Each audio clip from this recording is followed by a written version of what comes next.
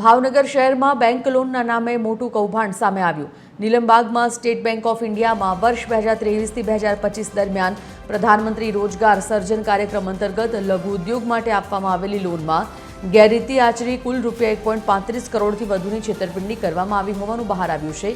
જે મામલે એસબીઆઈના assistant general manager Kalpesh ઝાલાએ ફરિયાદ નોંધાવતા પોલીસે 4 મહિલા સહિત 2 બેંક એજન્ટ સહિત કુલ 6 લોકોની ધરપકડ કરી છે।